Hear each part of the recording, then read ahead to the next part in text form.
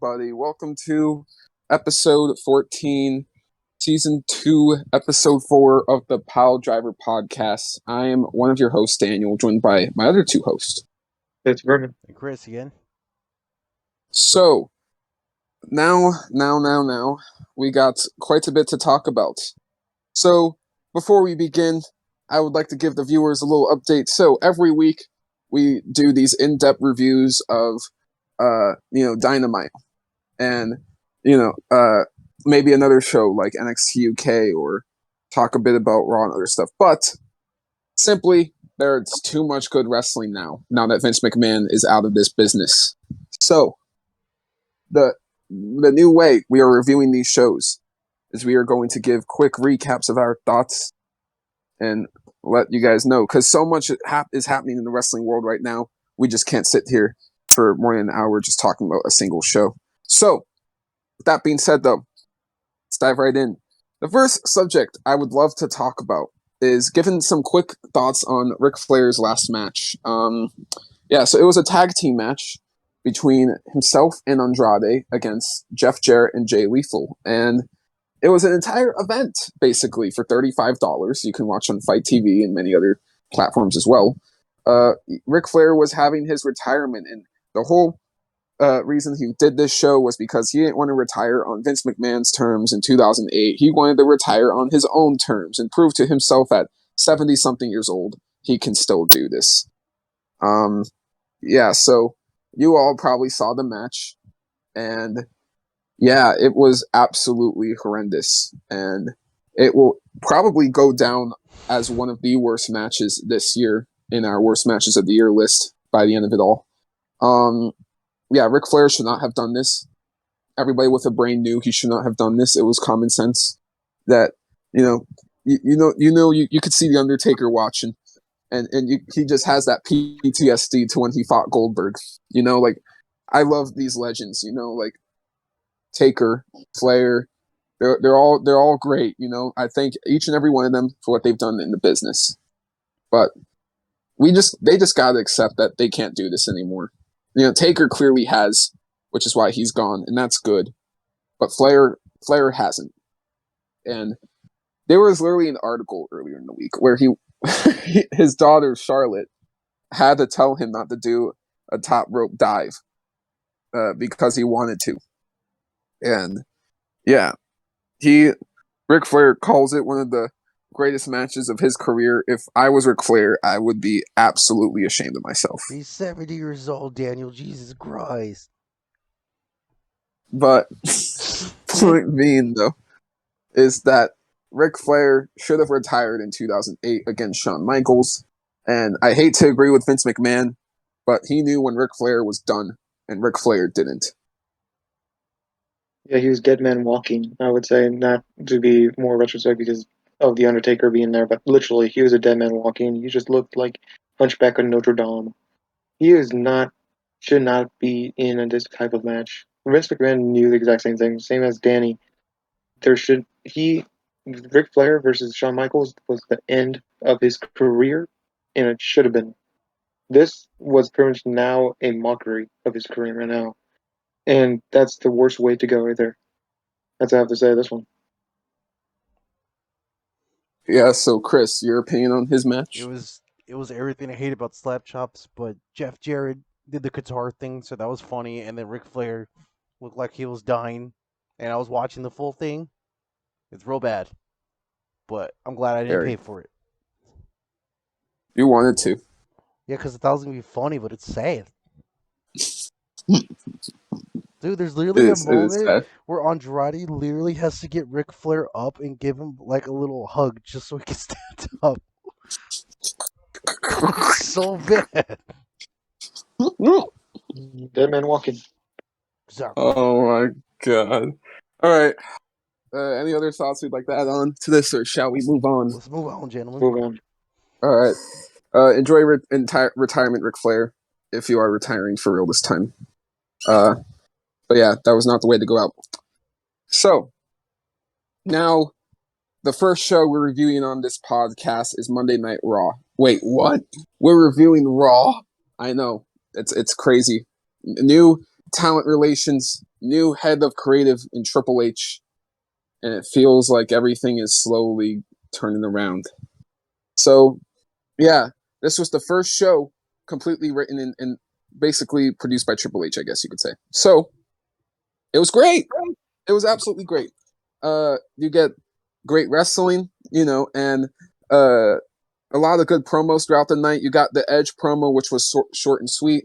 A lot of the promos were basically short and sweet. There wasn't really too many comedic attempts, and all the comedic attempts that were made didn't really feel, insulting to the audience, and it actually was kind of fun.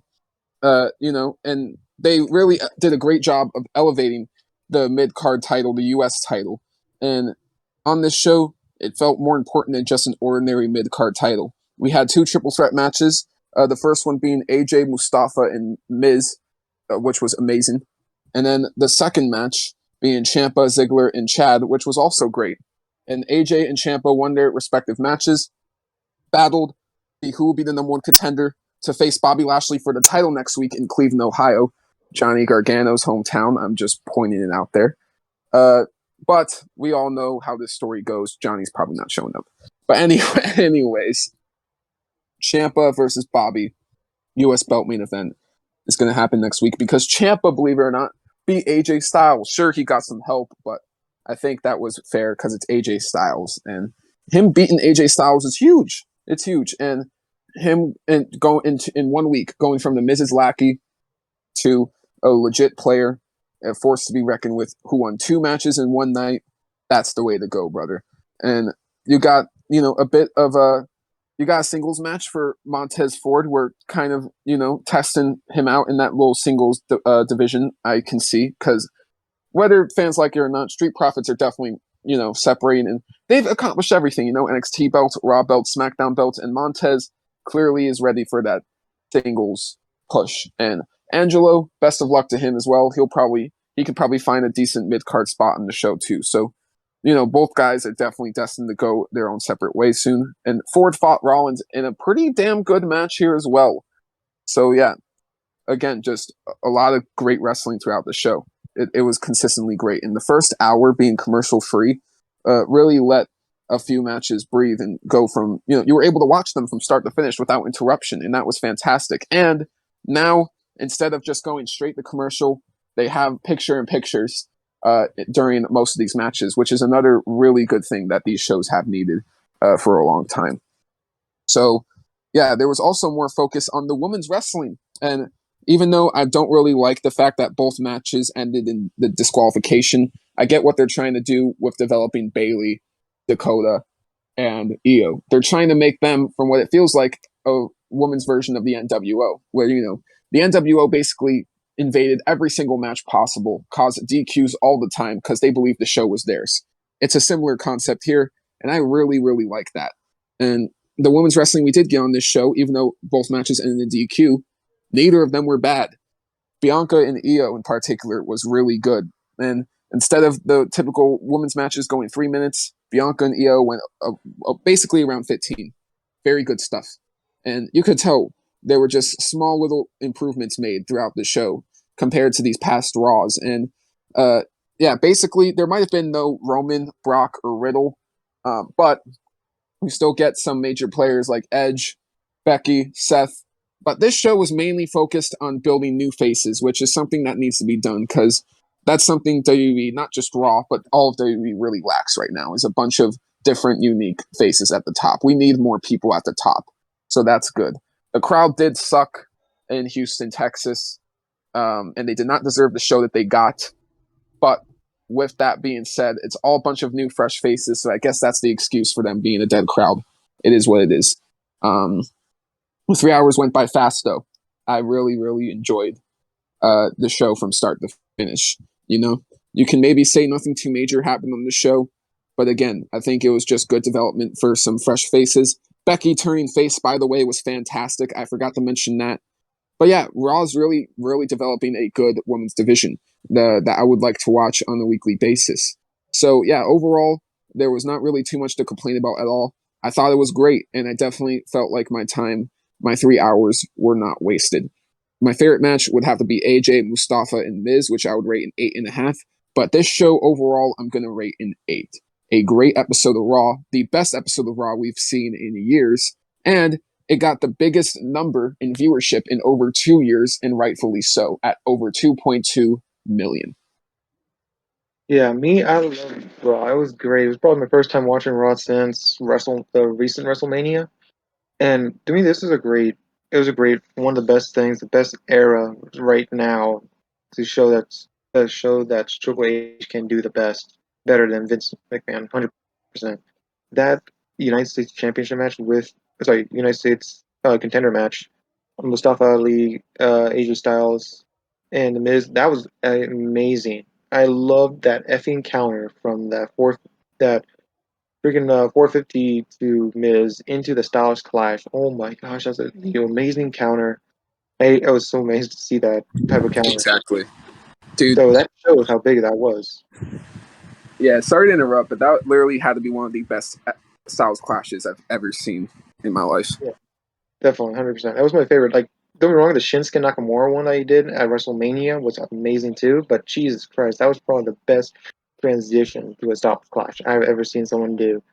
Don't get me wrong, there was so many other matches that were great. The women's matches that we mentioned were amazing.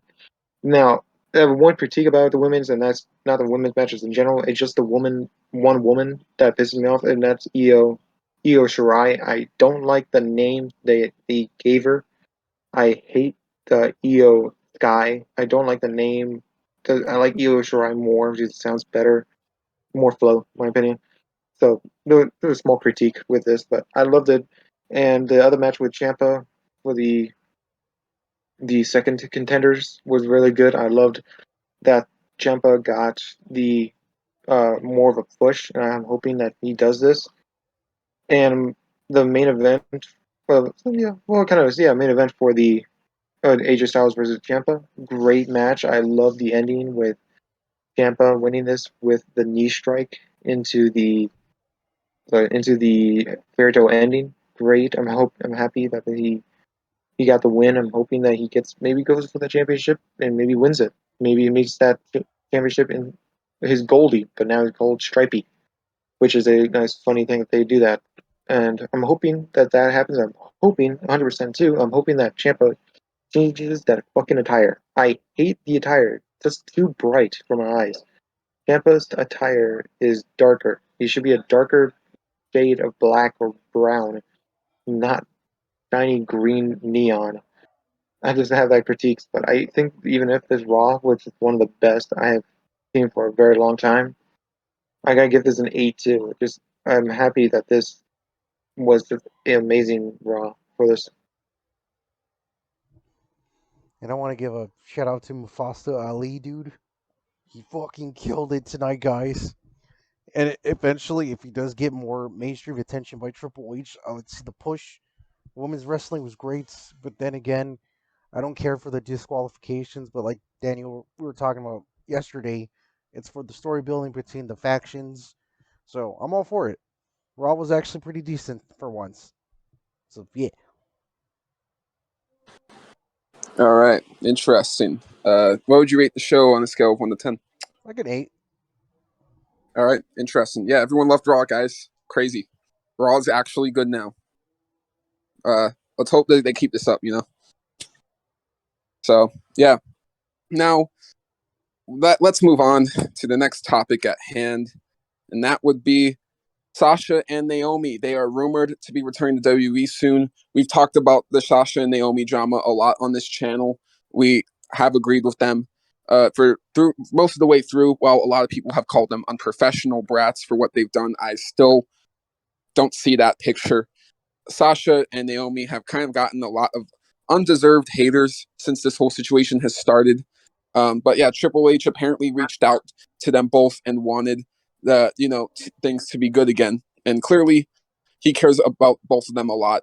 So hell yeah, man, bring them both back. Throw them on SmackDown. SmackDown can definitely use the woman right now, for sure. Because I think Raw's looking pretty good. SmackDown, we need to build a better women's division for. So yeah, bringing Banks and Naomi back will not only be great for that purpose, but because Banks and Naomi are both fantastic women's wrestlers, and they both deserve, television time, no matter what company they're in. They both deserve spotlight.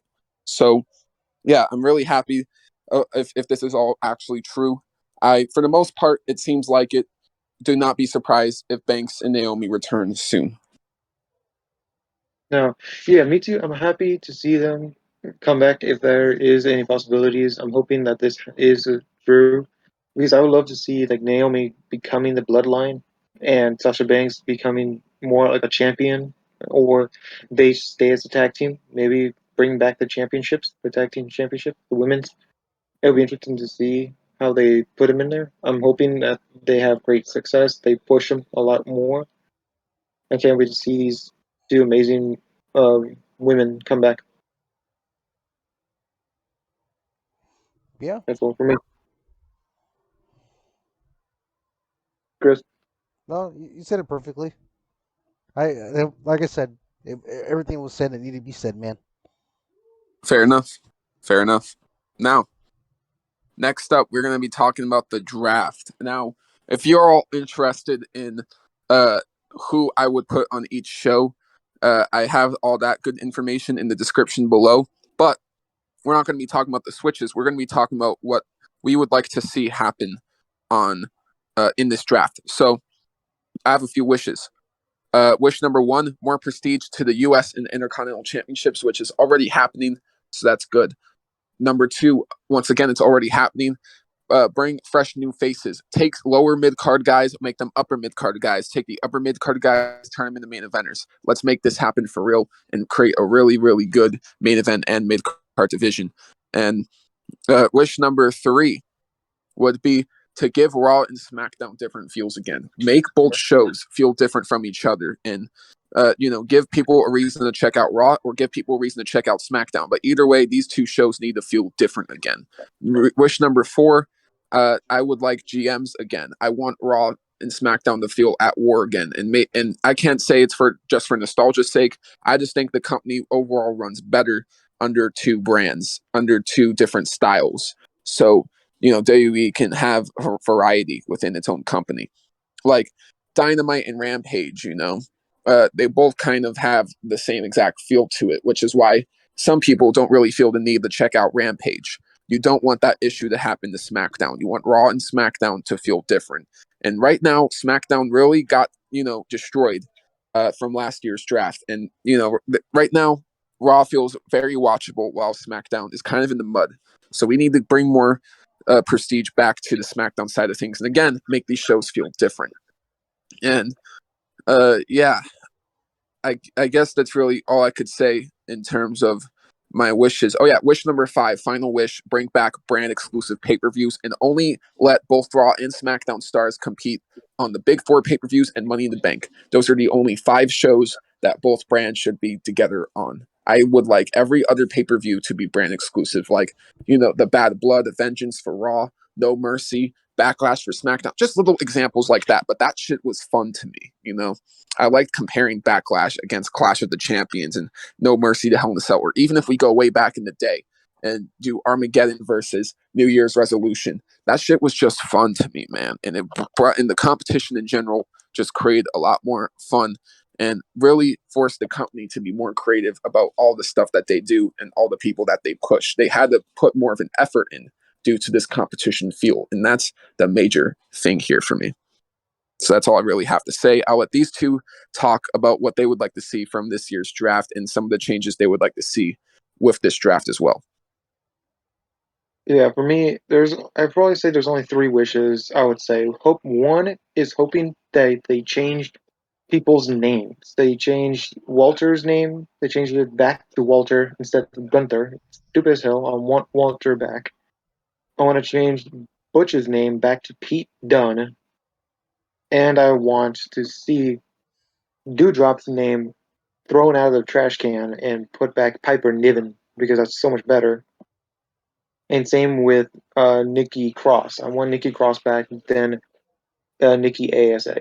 It's just more fun to me, and I'm just hoping that they do. And I'm hoping for a little bit more. I'm actually liking the brand exclusive. That'll be cool to see more of those guys, more of that stuff. to pop in, and I'm actually hoping for maybe new titles, maybe more new world championships, maybe more singles titles to pop, maybe to make it more interesting. I don't know, maybe a trios tag team. They could do that trios tag team match to do that more fun. That'll be interesting to see how they do this, and that's all for me. And honestly, Interesting. and Oh, sorry, Chris. it's okay. And for the drafting, I would probably like to see maybe bring in some NXT guys, if anything, because the roster it's pretty strong right now. But obviously, you can't rely on Edge and AJ Styles right now because they will have a couple more years on them. And like you say, Danny, we need to bring some new talent into SmackDown and Raw. And I think to be the best choice. Like I haven't personally watched NX 2.0, but it can't be all bad. I mean, there has to be like a few like hidden gem wrestlers here and there. There definitely Shitty. are. There definitely are. Well, I say the booking is shitty. There are some good wrestlers, but they just booked shitty. Yeah, Facts. Yeah, the wrestlers on there are actually talented. that's true. And then I'm with Furman. Gunther's stupid name. Bring back Walter. No, yeah. I'm pretty sure we all agree on that. That if people check out the description, I don't have names like Dewdrop listed. I have it as Piper Niven. I have Nikki ASH as Nikki Cross. Basically, yes. When I was mentioning the new faces category, part of me also meant reinvent some of these people and push them as kind of fresh new faces in a way. Like Nikki Ash would be completely gone. Imagine a reinvention Nikki Cross, and she feels like an important woman on the show. That would be cool. And another thing I didn't mention is that there's something that always bugs me, and I think it's something I want them to do that for the draft too, is bring back Austin Theory instead of Theory. I didn't like it just says just one word Theory. It's like makes Oh no yeah, sense. I like it. Name Austin Theory. That's a little and bit better. and bring back Tommaso Ciampa instead of just Ciampa. Yes, definitely 100%. Make him the Black Heart. Yeah, so there's a lot of work that has to be done, but again, we got to be patient, man, because this is a lot of damage to undo, and I will have the patience because I think in 6 months' time, by Mania season, this product's going to be absolutely fire. So, yeah, that's all I really can say. Now let's move on to the next topic at hand. You know what? I'm going to switch the order up. Let's go backwards. Chris and Berman, I'll let you two speak your mind on the AEW Fight Forever game first. Yeah, this game looks good. Yeah, this game looked good. I'm still kind of I want to see more gameplay of it. I want to see like a full trailer to see how they work. Because it looks right now kind of like arcade-ish game. More looks like Here Comes the Pain, which I'm okay with that. I actually love that game, but I don't want to make it so arcadey that it just doesn't seem fun. I don't like the what's it called WWE Battleground. I think they called it. I don't want to be like that, but like something. I'm hoping it to be fun and it looks great from all the pictures, all the characters in there, all the finished looks and everything. So I can't wait to see it. I'm not gonna buy it until I see great reviews or I see a good trailer for it. True. And you know what this game kind of gives me a vibe. I mean, I might be showing my age just a little bit, but do you guys remember a game called WWE All Stars, like back on the Yep, 360? I Yeah, remember that game very well. So it, I know people aren't supposed to complain about the graphics, but if I'm being realistic, man, it looks pretty rough still. And I don't think if it does come out this year, I don't think that's going to improve. And I mostly care about the gameplay. But from the 20-second trailer that was provided to us on Twitter, they showed maybe a little glimpse of it. And the only thing that worries me is the mini games. Like I don't know why that's necessary. Like is it trying to be like Mario Party? Is it trying to be goofy? Like just stop. Just go back to the SmackDown versus Raw games, if anything. Like it doesn't know Mm, what it wants to be. That's why it's concerning. So maybe some aspects are good of it, but some things feel like tatted on purpose. So yeah, I have to be blunt. Those mini games look like absolute dog shit, you don't like the baseball one? dude. You don't like the quick time dancing toss off? Like, what is this? Mortal Kombat Armageddon, the wrestling game mixed with Mario Party? Like, listen, Mortal Kombat's able to pull out those mini games, and I don't know how they did it, but they did it. This just looks like absolute dog shit. Like, It really is. I'm sorry. I am not paying $60 I will. for that. I And the gameplay, yeah, from a graphics standpoint, this is going to be hot. I think All Stars graphics are actually better than the current graphics for Fight Forever. And I get it, it's in demo. So yeah, this better not be the final product. Better not. So yeah, that's all I can really say. I think the gameplay itself looks pretty fun on one side of it, but on the other side of it, it is a bit fearful, you know? It is definitely fearful. So, yeah, man. Any other thoughts you guys would like to throw out? Nothing else for me. no. All right, fair. Yeah, hopefully they improve a lot in the game. At this current rate, if they released it in 2 or 3 months, this would not be a game I'd be paying money for. But if they give this maybe another 6 months to a year, maybe we could be looking at something good. Now, the second and final show we're reviewing on this podcast, AEW Dynamite, August 3rd, 2022 review. And yeah, I'm going to make this short, sweet, and simple. This show was good, but it wasn't great. It wasn't fantastic. I'll say some of the stuff I thought was great. I thought the betrayal on the Young Bucks from Adam Cole and Red Dragon was very well done. It was very unexpected. And the save with Adam Page was very cool too. I really like that stuff. That stuff's great. And clearly this is all setting up for Kenny's return, but it's very good so far. I'm enjoying that. And then Jungle Boy trying to run over Christian Cage. The shirt Christian is a pussy. And Jungle Boy basically just kind of showing a more aggressive side is something I really like to see as well. The simple presentation of Powerhouse Hobbs from his entrance all the way to how he literally destroyed the guy in like 15 seconds. Ricky tried to assault him, and he just spine busted him and dipped. Hobbs looked like a badass on this episode.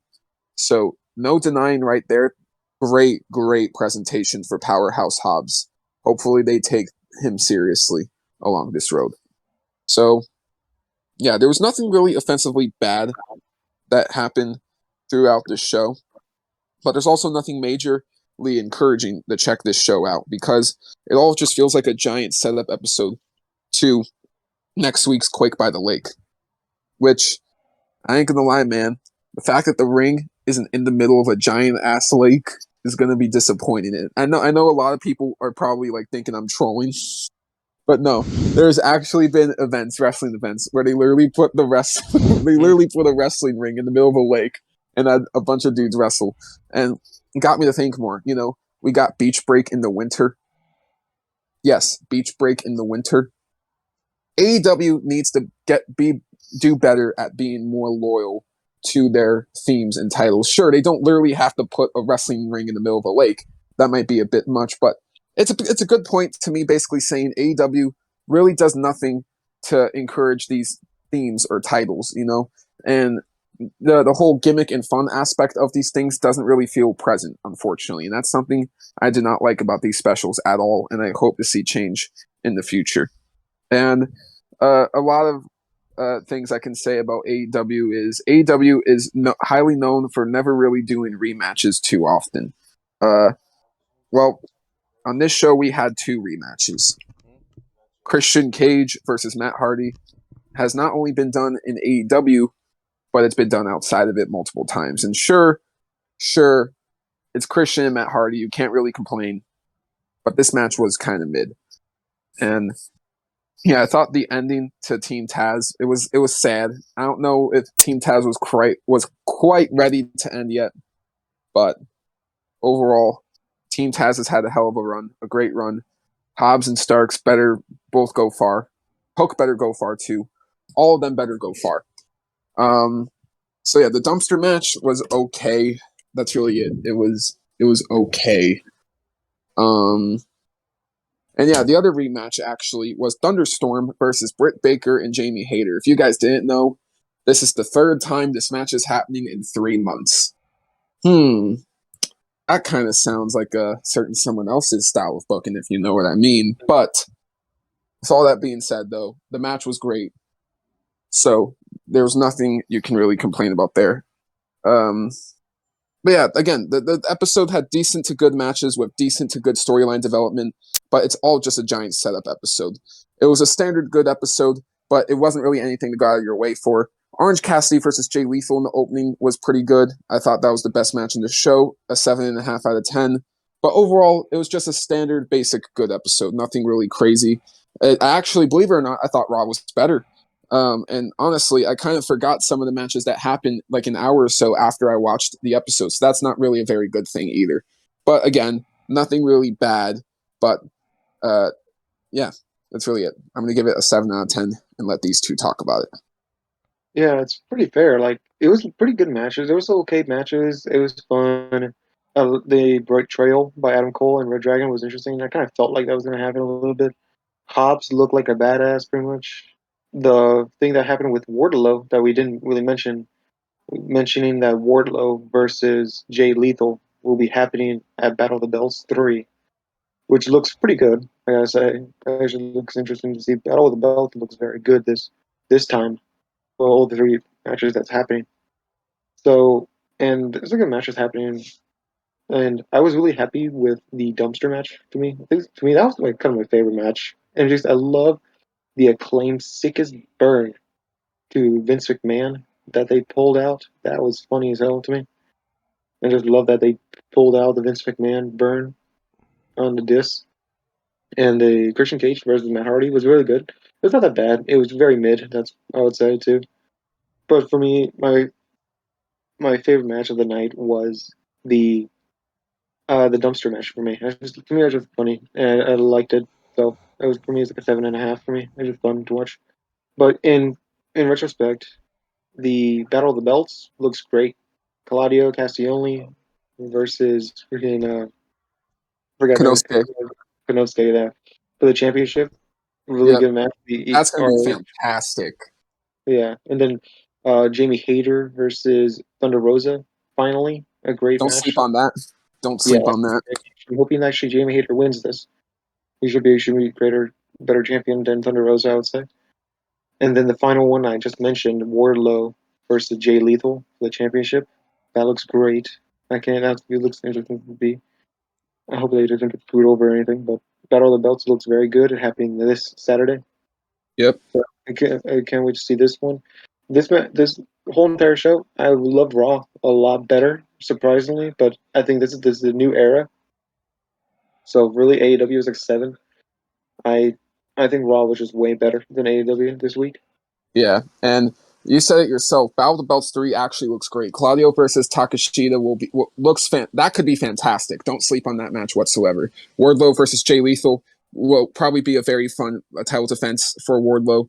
And Jamie Hayter finally getting a title shot, who is one of my favorite wrestlers in AEW for the women's division. So Rosa versus Hayter is going to slap as well. Do not sleep on that match at all. So yeah, easily the best belt of Battle of the Belts, because the other 2 cards just were not very good at all. But this card looks great. So yeah, we'll be reviewing this show on the next podcast, as well as Raw and Dynamite. So 3 mini reviews next week. That's going to be wild, ladies and gentlemen. So you better tune in.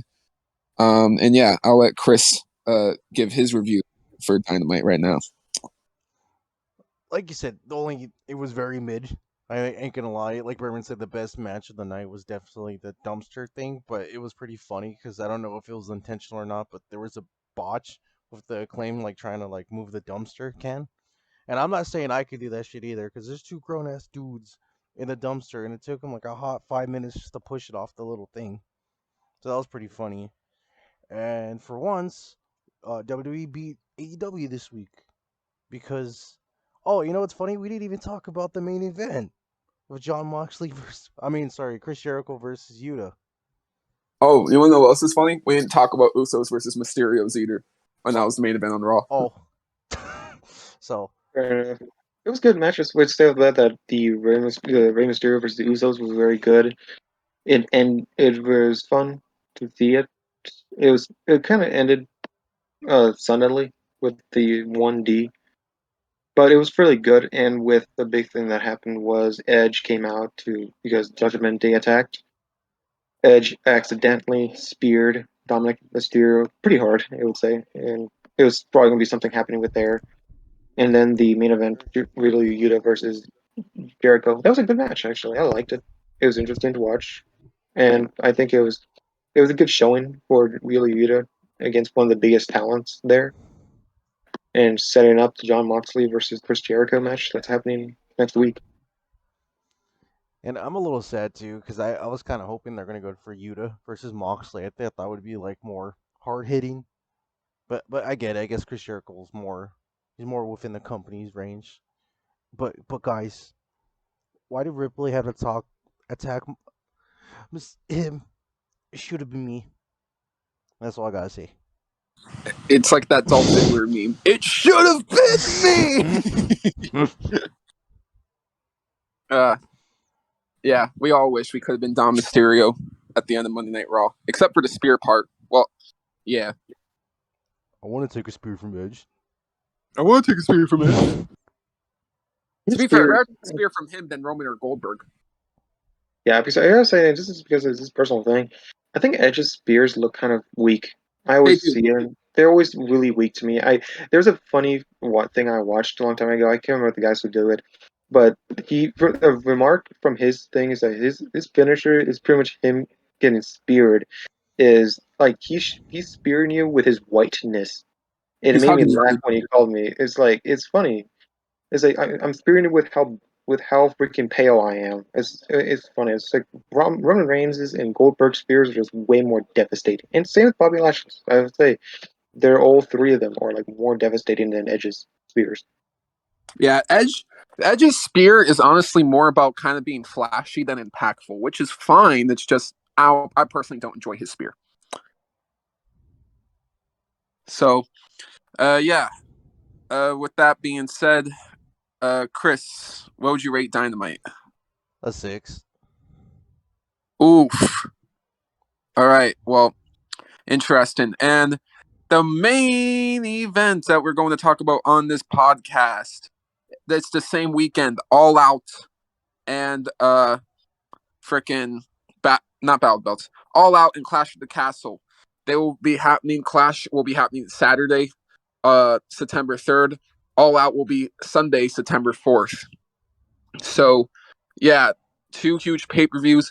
We'll be doing maybe a watch-along or 2 before those 2 pay-per-views happen, so be on the lookout on the channel for that stuff. But overall, though, the conversation we're all going to be having right now is what show has more hype? What show could be the better show? As for right now, neither show has matches advertised whatsoever. All Out right now only really has frickin' Kingston calling out Sammy Guevara, and they're also building up to Rosa versus Baker again, probably. Or who knows? Maybe they do a twist. Maybe Jamie Hayter wins at Battle of the Belts 3, and they do Hayter versus Baker, and they turn Hayter face. Maybe they do. Maybe they do a twist. We'll have to see. But I think Rosa's retaining in that. I think we're doing Rosa Baker. And then at Clash of the Castle, obviously, Roman versus Drew is already confirmed and advertised. That's the main event for both belts. And then Seth versus Riddle, that's obviously going to happen on the show too. We don't really have an idea on what the main events could be looking like for All Out. So that's kind of already a bit unfair to All Out. You know, we can't really have main events to compare to quite yet. But what we can talk about is just in general, what show are we personally more hyped for? For me, I am going to have to still say All Out. Now, don't get me wrong. Clash at the Castle looks like it will be a great show. And especially because it'll be the first, it'll be really the first Triple H show. And I think that is going to be a great show. But All Out last year was a great show.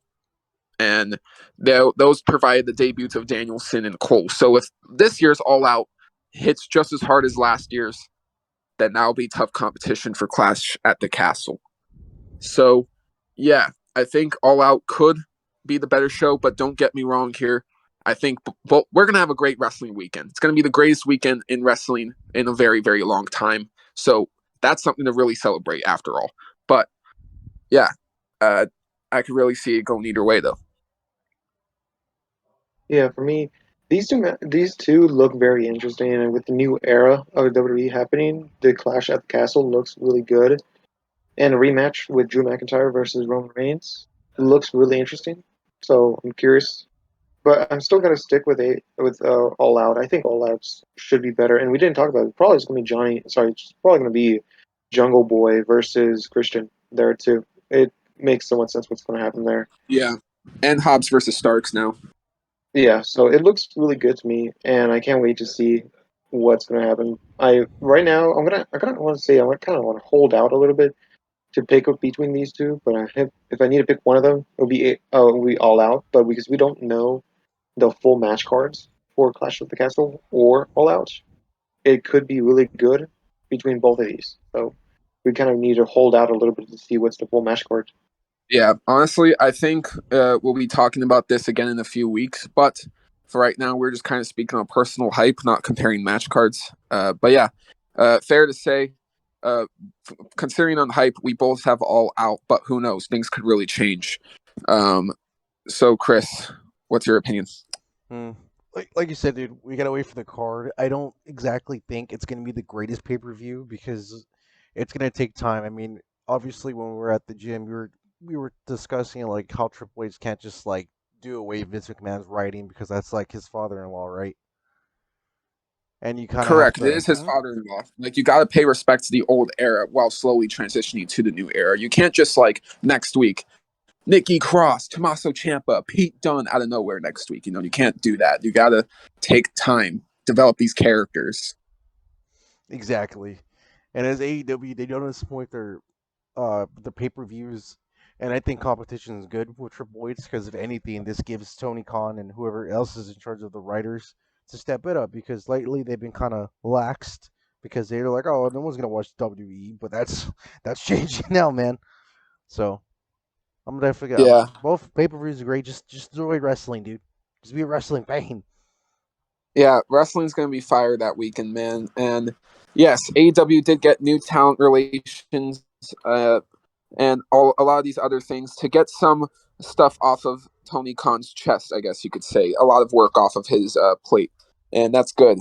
A more focused Tony Khan is what's going to be needed if he wants to book the best shows he can book against Triple H. So we're in for a lot of fun, people. We really are. We really are. Yes. So, yeah. Any final thoughts you guys would like to say before we end off this podcast? Ripley, come on our podcast, please. Wait, please. Ripley. Please. Oh, yeah, Ripley. Please. That'd be awesome to me. Rhea Ripley's probably one of the best, and I think she'd be fun to talk to. You know what? Let's end this on a question. If we could have one special guest on this show, who would it be? My pick is obviously going to be biased. It's Randy Orton. The Undertaker. I don't know why, but that would be a fire episode. What about you, Chris? Kenny Omega, man. That dude's awesome. That would be a fire episode too. Kenny would probably be the most fun interview. Taker would probably be the most knowledgeable interview. And then Orton would probably be the most comedic interview. yeah, that'd be fun to watch. I would love to get to that day, talking to the real wrestlers. Yeah, Orton is a joker. I would love to talk to Orton, bro. Like, I listened to some of the podcasts he's had with like Edge and Christian, Stone Cold. He just seems really cool to talk to, man. So, yeah, Kenny looks really cool to talk to though as well. Same with Taker. All of them seem like very cool individuals at the end of the day. So, yeah. Thank you all so much for watching. This is going to be the new shorter formats of the podcast. We will probably still have an hour and a half episodes, just not as often. So yeah, shorter episodes going forward. we want to have fun here. That's the plan for the podcast, the plan for you viewers as well. So we will still do in-depth reviews, but only for pay-per-views. So yeah, man. I've been Daniel, And Chris. and thank you all so much for watching from start to finish. If you have, please subscribe and like the video. It really helps us out and pushes us forward on this platform that is YouTube. So yeah, thank you all for watching. See you guys next time.